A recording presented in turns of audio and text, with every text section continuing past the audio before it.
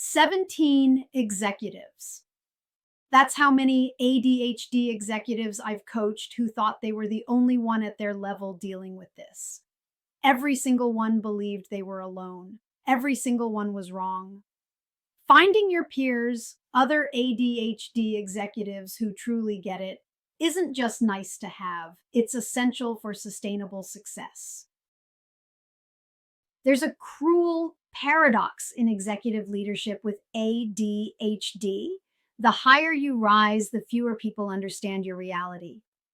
At entry level, lots of people relate to distraction or disorganization, but at the C-suite, who do you tell that you forgot about the board meeting because you were hyper-focused on solving a supply chain crisis? The isolation isn't just lonely, it's dangerous. Without peers who understand, you start believing you're the only executive who struggles this way. You increase your masking. You exhaust yourself trying to appear neurotypical, and you miss out on strategies that could transform your leadership. Neurotypical executive peers can offer valuable support, but there are things only ADHD executives understand. The imposter syndrome that persists despite repeated success, the constant energy calculations before every meeting, the pressure to be innovative and detailed, visionary and operational. When you find peers who share this reality, everything changes.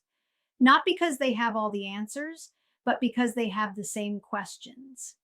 Finally, someone who doesn't think you're making excuses when you say, I can run the company through a merger, but can't remember to submit my expense reports. A private equity partner told me about the first time she connected with another ADHD executive. I mentioned losing an entire afternoon to researching something completely unrelated to my work. Instead of judgment, he laughed and said, Last week I spent 3 hours researching Antarctic exploration instead of reviewing portfolios. Made a brilliant connection to risk management, though. Those two words, me too, change everything. Suddenly, you're not broken. You're not alone. You're just neurodivergent in a neurotypical world, and others are navigating it successfully. Think of peer support as building your personal board of directors. You need 5 seats at your table. The strategist who helps with big picture thinking when you're stuck in details. The accountability partner who provides gentle structure without judgment. The cheerleader who celebrates wins you'd otherwise minimize. The truth teller who gives honest feedback with compassion. And crucially, the ADHD peer who shares your lived experience. One person might fill multiple roles, but that ADHD peer role, that's irreplaceable. ADHD executive communities exist, but they're not always visible.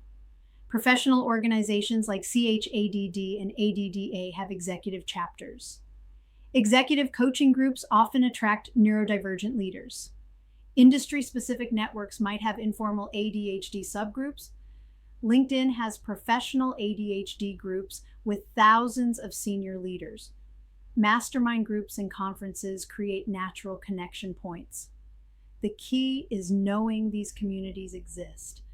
Once you start looking, you'll find us everywhere. We've just been hiding in plain sight, all thinking we were alone. Both virtual and in-person peer connections work. Virtual offers flexibility, crucial when your schedule is chaotic. There's anonymity if you're not ready for full disclosure. You can connect globally, finding peers in your specific industry. And maintaining connection is easier. A quick Zoom is simpler than coordinating schedules. In-person creates deeper bonds through shared energy. The accountability feels stronger. Shared experiences build trust faster. Don't get caught up in which is better. The best peer connection is the one that actually happens. Building peer relationships requires vulnerability, but it's not all or nothing. Think of it as a ladder. First rung, I sometimes struggle with details. Second, executive function is hard for me.